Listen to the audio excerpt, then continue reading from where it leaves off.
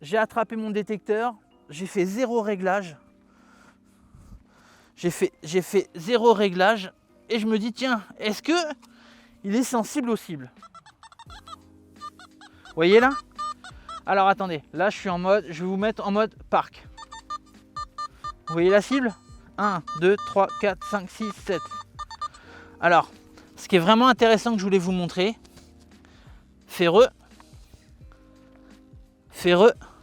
cible. Vous voyez? On va reculer ça. Vous voyez, il y a un ferreux de chaque côté, mais vous voyez sans. Ah, parce qu'il y a une cible à côté. Mais vous voyez, là, je suis à une discrimination plutôt basse. Et pourtant, il me dit bien l'indice ferreux. Vous voyez, il dit 16. Et le truc, ce qui est intéressant, voilà, ça tout le monde connaît, c'est pour les montres à gousset, un petit bouton cassé et une petite médaille religieuse en cuivre. Vous voyez?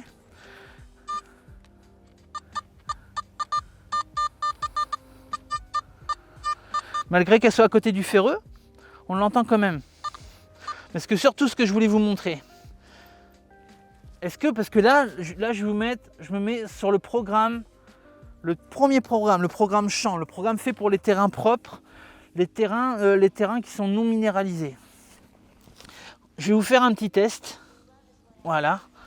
On va les écarter un peu pour vous montrer à quel point il est réactif parce que c'est quand même intéressant. Donc, première cible, deuxième cible, troisième et la quatrième. Et là, écoutez.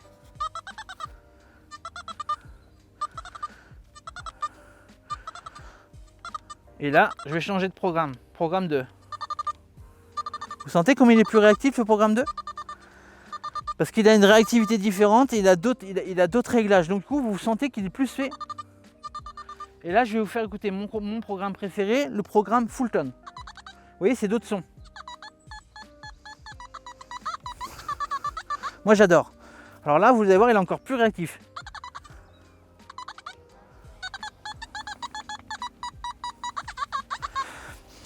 Là, ça sonne différemment parce que c'est un anneau qui tourne.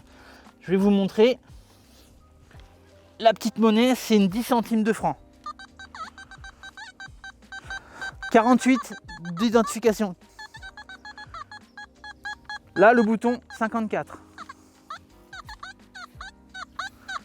Là, la petite clé de montre à 45. Alors, ce que je voulais vous montrer, ce que tout le monde connaît. Par contre, voilà, là, c'est des air tests, hein, c'est des tests qui ne sont pas dans la terre. Il faut savoir, pour les gens qui ne connaissent pas, les cibles en dehors du sol et dans le sol ne sonneront absolument pas pareil. Une monnaie dans le sol va avoir soit une meilleure conductivité, soit va mieux sonner, soit il y aura une différence. Donc c'est vrai que par exemple, on peut facilement discriminer une cartouche en dehors du sol, mais dans le sol, ça devient très compliqué. Mais bon, je voulais vous faire écouter la balle de mousquet, la cartouche, les grands classiques de la détection. Après, le bout d'aluminium, là. Donc, là, on parle bien d'un son qu'on connaît tous, pas très bon, mais quand même c'est de l'alu, c'est du plomb. Et la cartouche, vous voyez, la discrimination fonctionne, mais il y a quand même un indice de conductivité qui apparaît. Et juste 19. Et ce qui est intéressant aussi, si tu filmes, ça c'est l'indice de profondeur. Donc, très proche du disque, une brique. Là, normalement, il devrait y en avoir 2. Toujours pas 3 briques? Bah, toi, en air test, il marque 2, c'est bizarre. Pourtant, 3 briques, 4 briques, je les ai déjà eues. On fera le test en détection tout à l'heure. D'ailleurs, je vais vous montrer aussi. Voilà la réactivité, la vitesse d'analyse de ce détecteur. C'est quand même pas mal, regardez. C'est plutôt réactif, non? Alors, je voulais vous montrer aussi, voilà, Ça, c'est uniquement des trouvailles que j'ai faites et les poubelles, les mauvaises cibles que j'ai faites avec le simplex. Donc, il y a vraiment la base. Mais ce que vous pouvez remarquer aussi, c'est qu'il y a aussi de très petites cibles que j'ai attrapées en limite de détection. Vous voyez, toutes petites. Ça, c'est plutôt bon signe parce que c'est du plomb. Donc, c'est un bas conducteur qui sonne plutôt pas mal. Le morceau de zinc que tout le monde connaît, vous voyez, le morceau de zinc tout pourri.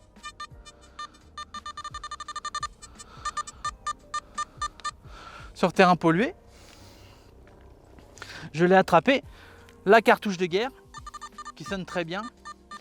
Donc je voulais vous montrer un petit peu la taille des cibles que j'ai faites. Donc j'ai fait des très gros ferreux. Voilà, qui n'ont pas été discriminés mais qui ont eu une idée assez forte. Après, le plomb, l'aluminium, et ça vous savez c'est les morceaux de conduite. Et après, il y a beaucoup, j'ai remarqué qu'il était très sensible sur tous les petits morceaux de cuivre qui peuvent traîner. Il est quand même génial par rapport à ça parce qu'il attrape des cibles assez fines en profondeur. Vous voyez, j'ai beaucoup de petits bouts comme ça.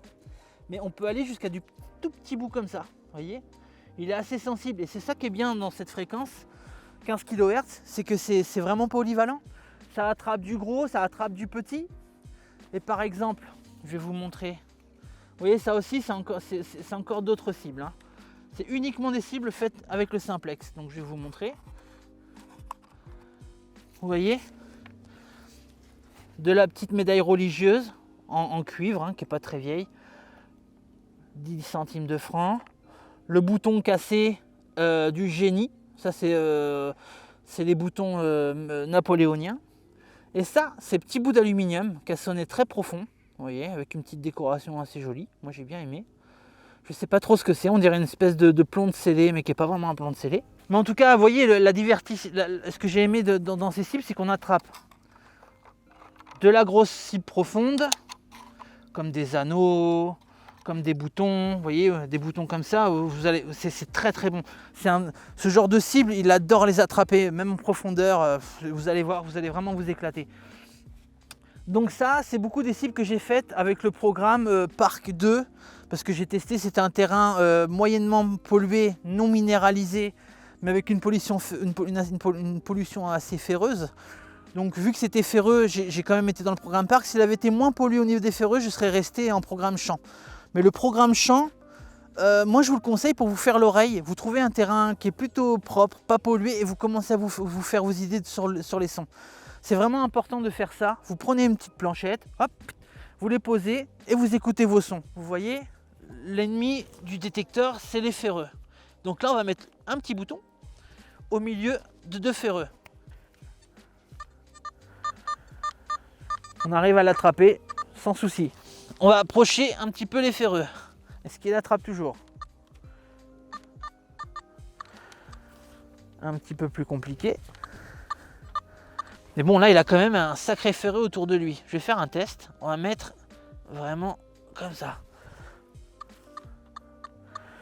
Là, je vais essayer de monter la réactivité pour vous montrer. Là, j'ai une réactivité à 3 hein, qui est quand même assez élevée.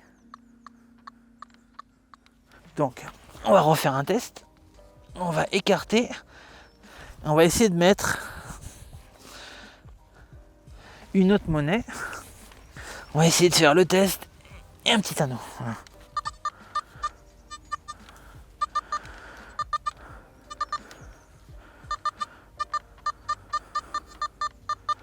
Vous avez vu, il discrimine bien le fer, hein, il sonne bien le fer parce que ça c'est des monnaies, c'est des 10 centimes de francs, donc ça a tendance des fois à sonner un peu étonnamment. Là ça sonne à 48.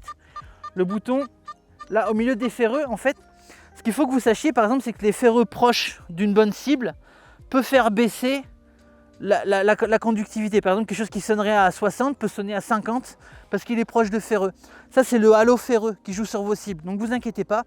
Si par exemple vous détectez un bouton qui sonne à 60 et que le lendemain vous détectez le même bouton mais qui va sonner à 45, c'est parce qu'il y aura un ferreux à côté. Mais vous verrez que si une fois sorti, il sonnera pareil. C'est juste le fer a vraiment une incidence sur la détection, sur la profondeur, sur comment réagit le détecteur, sur plein de choses. C'est vraiment intéressant de savoir les limites de son détecteur, parce que si vous ne faites pas de test, quand vous serez sur le terrain, vous ne saurez pas tiens, est-ce que c'est trop pollué pour mon détecteur? Je ne sais pas trop, du coup, allez, j'envoie la réactivité à fond, je fais des mauvais réglages, je vais faire des choses qui ne vont pas. Mais là, comme je vous dis, programme d'usine, hop, on enlève les ferreux pour voir. Vous voyez? Je vais remettre les ferreux, on dirait qu'il n'y a quasiment pas de différence. Je vais faire un test. Alors, petit test. Réactivité. On va mettre la réactivité à fond, à 5. Vous sentez pas qu'il est un petit peu plus... Toi, t'entends qu'il est un petit peu plus à fond? Tu vois? Je vais baisser la réactivité. Voilà, réactivité à 1. Tu vois, il a du mal à attraper le bouton qui est proche du ferreux là, tu vois? Et si j'augmente, tac, 2, 3. Voilà, cible, ferreux, cible, ferreux, cible. Là, hop, je remonte la réactivité comme je t'ai mis tout à l'heure. Là, je vais mettre à 5. 1, 2, 3. 1, 2, 3. 1, 2, 3. 1, 2, 3. On les a tous. Quand même bien, hein? Parce que là, franchement, il y a même certains détecteurs, tu mets des ferreux comme ça à côté. Tu vois, on entend quasiment... Donc, la réactivité arrive à passer à travers le ferreux. La discrimination a très bien fonctionné parce qu'il a discriminé le fer. Là, il a une discrimination à... je l'ai mis à 15. Et du coup, les fers comme ça, il y en a certains, quand ils sont bien serrés, ça en a 18, 19. Mais certains ferreux là, bah, il les a très bien discriminés. Je remets. Vous avez vu? On n'entend pas les ferreux, hein. Ils fonctionnent très très bien. Vous avez même la vitesse. C'est quand même impressionnant, hein. Pour moins de 500 €, du carbone, des réglages, un casque sans fil et des capacités de détection qui sont aussi d'attraper des cibles proches aussi de ferreux avec une telle réactivité, franchement, très très bien. Franchement. Il y a des ferreux, ben là on va faire le test, mais on va dire le test hardcore du Nord. Voilà. On va y mettre du gros ferreux. Là.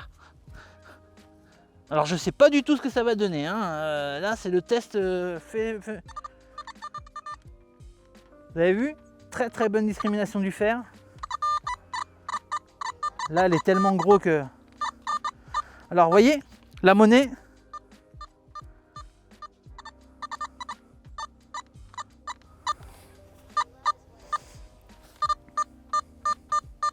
je vais faire un test, on va la rapprocher.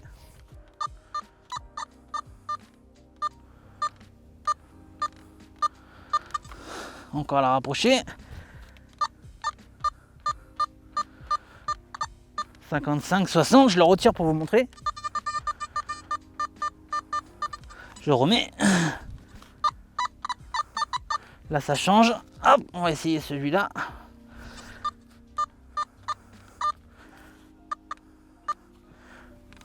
Là on parle de terrain hardcore hein, quand même. Hein. Là on parle d'un terrain très difficile quand même. Parce que ce genre de gros ferreux. Ce que je vous parlais tout à l'heure, le halo ferreux, en gros autour de ce ferreux, imaginez qu'il y a comme une aura. Vous voyez? Et cette aura, toutes les petites cibles qui rentreraient dedans, ben, elles ne sonnent pas. Donc là dans cette situation, ce qu'il faut faire, c'est aller dans les programmes, vous allez dans la réactivité et vous montez la réactivité. Et ça va changer l'indice, ça va changer comment votre détecteur fonctionne. Alors là on va essayer quelque chose. On va mettre celui-là là, on va mettre celui-là là, celui-là là. Voilà, voyons voir.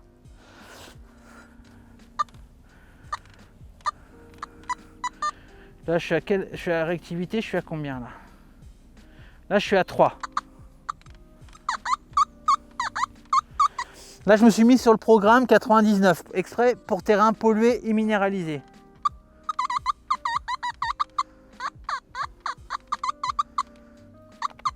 Vous avez vu? Il arrive à attraper quand même assez proche de ferreux.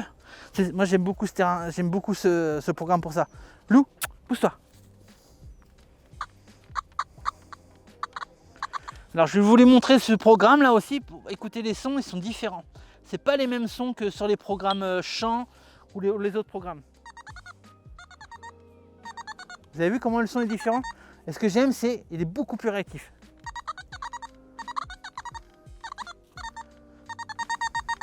Regardez, je vais essayer de faire vraiment vitesse de détection rapide. Ça c'est pareil les amis. J'ai vu des mecs venir me voir. Putain David, je comprends pas. Je détecte depuis super longtemps, je trouve jamais rien et tout. Et je vais détecter avec lui. Le mec, sans déconner, hein, le disque il était comme ça. Il détectait en moins à 10 cm du sol comme ça. Le mec il est vraiment genre le bourrin quoi. Il comprenait pas. Mais le disque, les amis, pareil, distance. La distance d'un bon disque, ça aussi beaucoup de gens se posent la question. Ça sert à rien d'avoir une canne hyper longue, méga sortie, même sur des terrains plats.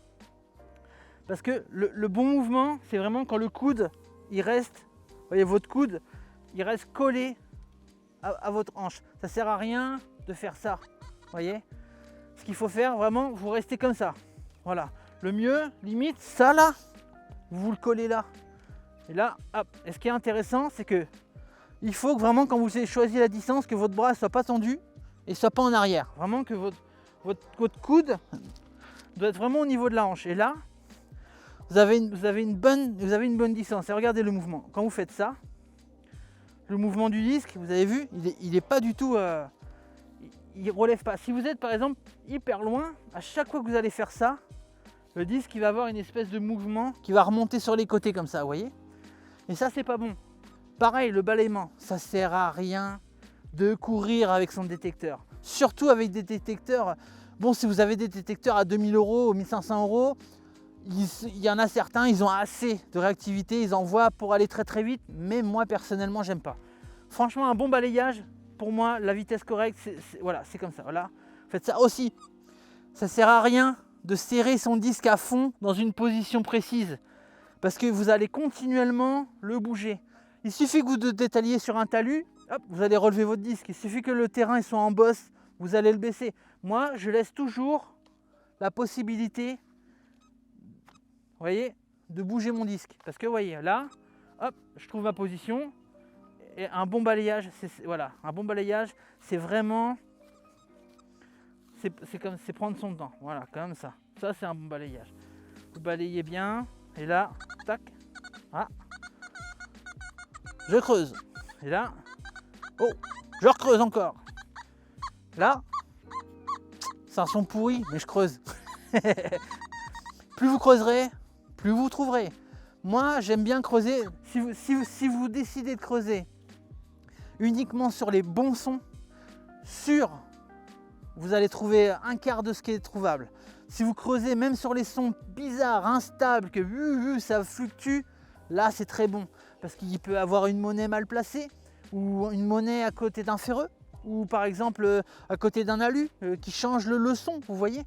Creusez vos sons, surtout au début, creusez tous les sons. Dès que ça sonne, vous creusez. Et vous allez vous faire une palette de sons dans votre tête qui correspond à des cibles. Surtout, soyez pas feignants, creusez, creusez, creusez. Moi, c'est comme ça que j'ai appris au début, et les anciens que j'ai connus, que je côtoie, qui détectent depuis 30 ans, ils ont tous fait comme ça. Si vous êtes trop impatient, moi j'en connais, au bout d'une semaine de détection, ils veulent déjà faire leur propre programme, ils veulent déjà faire leur propre réglage à fond, nanana. Apprenez déjà à connaître les bases. Vous savez, les ingénieurs de chez Nocta, de toutes les marques, de XP, de Minlab, ils sont pas débiles. Ils vont pas rentrer des programmes dedans qui ne fonctionnent pas. S'ils font mettre des programmes d'usine dedans, c'est pour que ça fonctionne. C'est pour justement que les gens, quand ils les prennent, ils se rendent compte de la qualité de leur détecteur. Donc, vous ne prenez pas pour plus intelligent que les ingénieurs de Nocta, par exemple, ou des autres, parce que eux, ils ont déjà fait plein de tests. Donc, je vous assure, déjà, si vous arrivez à bien contrôler votre détecteur en programme d'usine, en ajustant, comme je vous ai dit, les bases, hein, programme 1, chant très propre, parc moyennement, étroit, pollué, voyez, ainsi de suite. Une fois que vous avez cette base, que vous comprenez le langage de la détection, vraiment les basiques, hein. La réactivité, c'est très important. La sensibilité, vous n'êtes pas obligé de la toucher. Toucher ou pas, c'est pas très important pour débuter. Il y a plein de choses qui ne servent à rien de toucher. Apprenez les bases, apprenez les sons, faites-vous plaisir à creuser, à faire des tests, et après vous allez vous faire plaisir dans les champs. Tiens, hop, hop, hop, j'ai entendu un son, par exemple des petits sons lointains, très loin, que c'est en limite de détection. Et ben ça, faut les creuser parce que c'est très intéressant de savoir qu'est-ce que ça va donner votre détecteur. En limite de détection, par exemple, vous pouvez ne plus avoir de conductivité. Vous pouvez avoir un son pourri, vous pouvez avoir plein de choses qui vous disent ne pas creuser, mais justement, il faut creuser. Moi, j'ai eu des super surprises très profondes. Récemment, j'ai eu un petit gros lot magnifique avec des décorations. Il était à 40 cm de profondeur. Il sonnait à peine, mais je l'ai creusé et j'étais très heureux. Donc voilà, petit conseil les amis, creusez, soyez patients, apprenez bien les choses. Là, on va aller faire un petit tour dans un champ, on va aller détecter pour vous montrer un petit peu comment il réagit sur le terrain. Bien sûr, ce ne sera pas exhaustif de tout ce qu'on va trouver, parce qu'on va essayer de condenser, vous montrer ce qu'on trouvera le mieux, le pas mieux. Moi, je sais qu'il y a des sons que j'ai entendus, que je n'ai pas creusé volontairement, pour que vous les entendiez, qu'on voit un petit peu ce que ça donne dans le sol. Donc voilà, on va aller voir ça un petit peu, on va aller voir ça. Allez, c'est parti. Voilà, alors je vais vous parler, là on est sur le terrain pour la détection. Bien sûr, hein, comme toujours, avec autorisation du propriétaire, tout ce qu'il faut. Bon, ce que je voulais vous dire, c'est que voilà, je suis en mode usine. J'ai absolument touché à rien. Pas de programme, pas de réactivité, rien. Vraiment comme si quelqu'un l'allumait et il partait détecter, pour vous prouver que ça marche. Là, on est sur un terrain non minéralisé, extrêmement peu pollué. Donc, je me suis mis en champ 1. Voilà, là, je suis en champ 1. Je vais vous augmenter le volume pour que vous l'entendiez à fond. Voilà, le son est à fond. Là, vous vous rendez compte que s'il était pollué, on commencerait à entendre...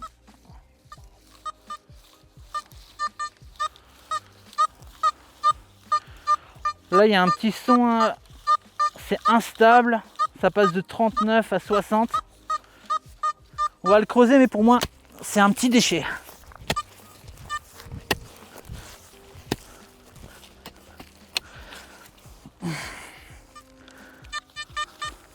Ah, j'ai pas mon pointeur, merde. Il est sur ma ceinture. J'ai oublié mon pointeur. Alors, pointeur. La cible, elle est là.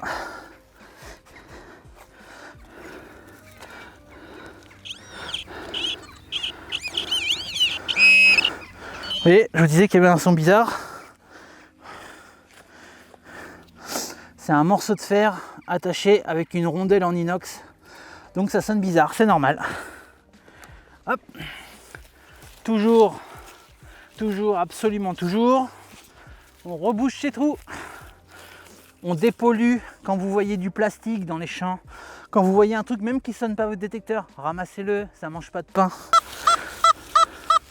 Là, un son très stable à 68-70. Ça sent très bon. Là, j'utilise un piochon. Je pourrais utiliser une pelle, mais j'utilise mon piochon parce qu'en fait, dans le terrain, il y a un moment, c'est rempli de galets, c'est rempli de cailloux, on ne peut pas creuser. Hop. Hop là. Très bon son, qui s'est amélioré en creusant. Ça, c'est un très bon signe. Quand vous creusez et que le son il s'améliore, bon signe.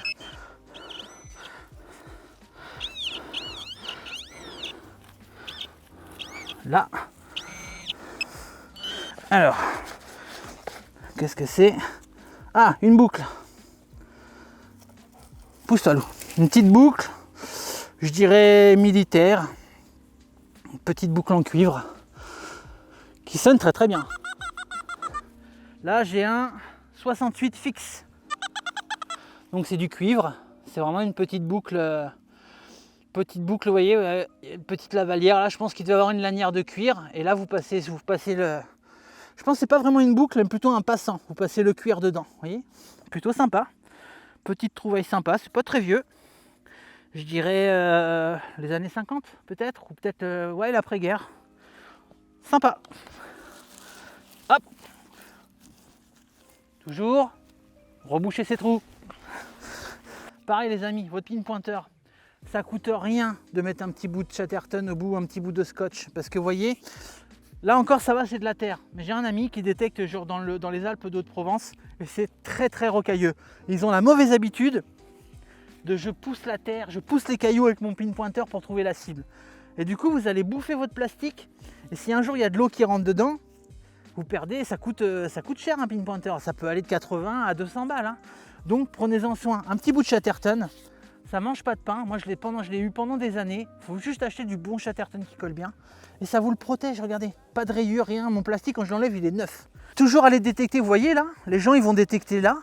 Mais moi par exemple, ce que j'aime faire, là c'est le bordel, vous voyez. Et ben moi, je vais détecter dans le bordel exprès, vous voyez. Quel détectoriste doit aller là-dedans? Très peu, à part des mecs comme moi.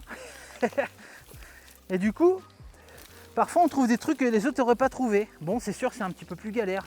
Mais moi j'adore. Personnellement, les talus, je les fais tout le temps. Toujours vérifier après avoir une cible, s'il n'y en a pas une autre. On ne sait jamais. Hein. Hop, toujours continuer, on ne sait jamais.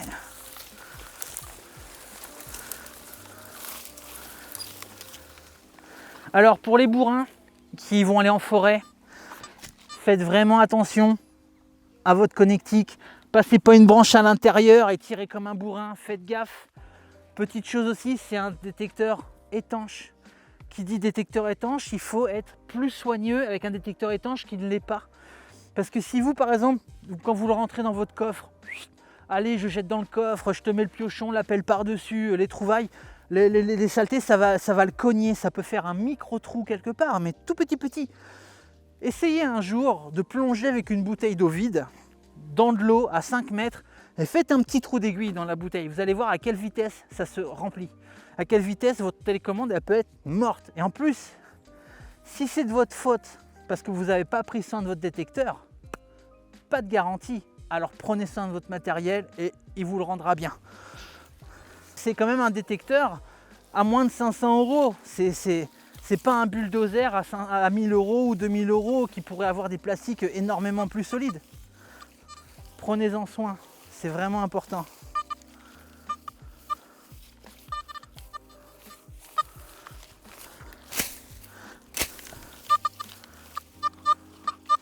Là, il y a un ferreux 18 qui sonne bien, enfin qui sonne discrimination, qui a une bonne discrimination. Je le creuse pour la curiosité celui-là. Il me sonne un 19.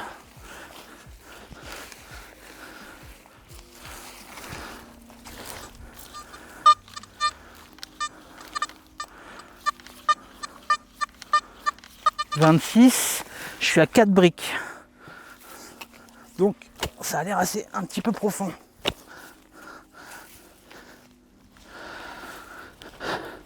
Pareil les bourrins, si vous en avez marre de péter des piochons et d'en acheter un tous les 2 ans, je vous conseille le Estwing. Il est indestructible.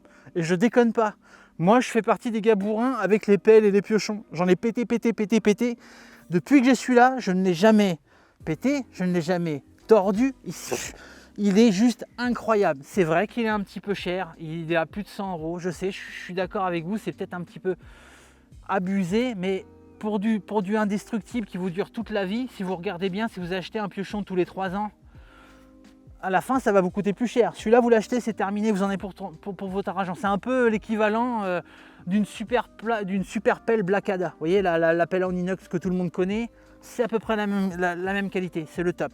C'est du Estwing, c'est vraiment le top. Et si vous trouvez qu'il est un petit peu trop lourd et que vous aimeriez un plus petit, sur détecteur.fr, il y a le modèle en dessous qui est absolument génial. Je vous le conseille, allez voir sur le site de détecteur.fr, vous allez voir. C'est un très bon piochon. Moi, je l'adore. Ah.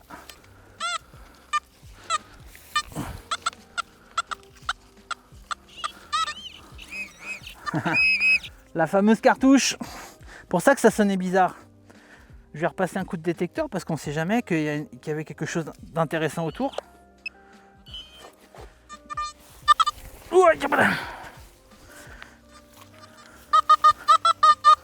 Ah, là, tu vois, regarde.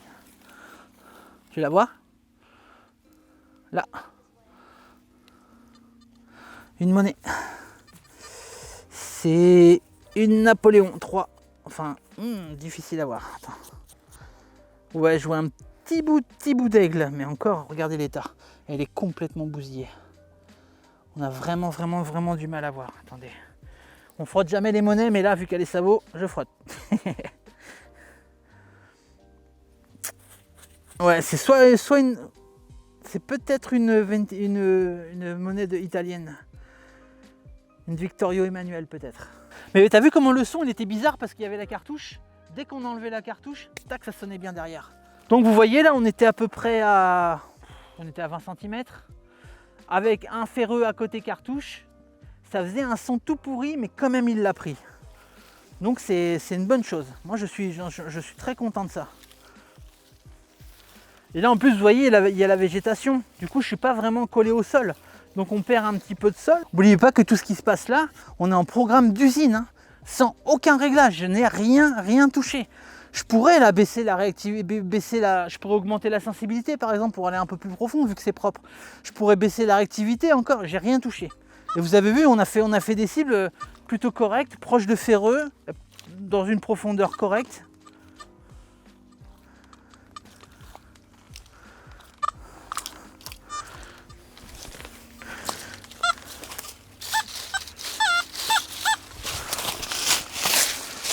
Oh la vache. Le petit ferreux.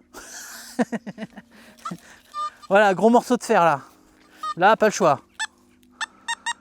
Là, le détecteur, il sait plus quoi faire là. Mais n'importe quel détecteur face à ça, en surface, ils diront tous la même chose. Vous voyez, n'hésitez pas à aller fouiller dans les endroits comme ça, pourris, vous voyez, où que personne n'irait. Moi, j'adore, voilà, pousser les morceaux de bois. On sait jamais, on sait vraiment jamais quoi. Aussi un petit conseil de détectoriste, pousse-toi Lou, pousse-toi.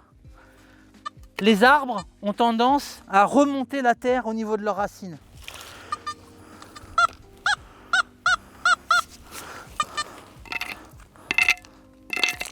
Ça sonne à la surface. Je sais pas c'est où.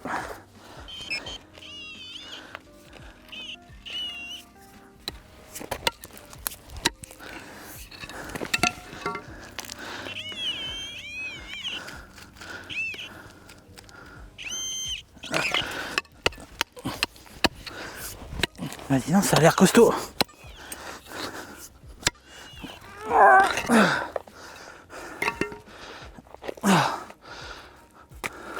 Putain. Vache. Qu'est-ce que c'est ce truc? Tu m'étonnes que ça sonne bien.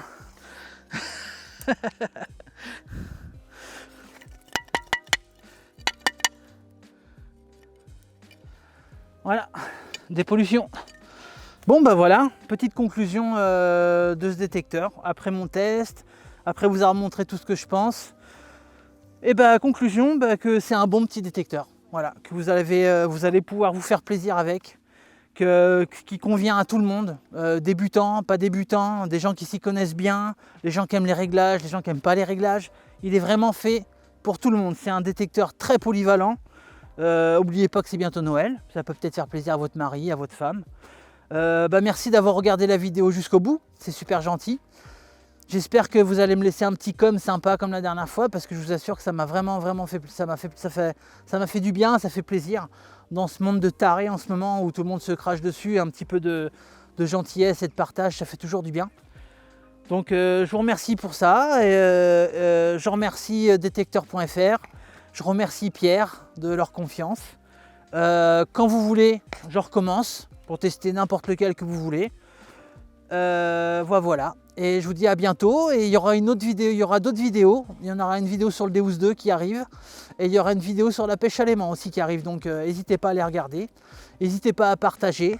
Voilà, je sais que moi c'est pas trop mon machin, mais bon, partagez, faites des likes et tout ça, que ça fasse plaisir à tout le monde. Et parlez autour de vous de détecteur.fr, vous allez voir, c'est des bons gars, c'est une bonne petite équipe. Vous allez voir, il y a plein de bonnes vidéos de qualité qui vont arriver sur le site. Vous allez vous faire plaisir, il y aura tout ce que vous cherchez. Donc voilà, je vous dis au revoir à tout le monde et puis à bientôt.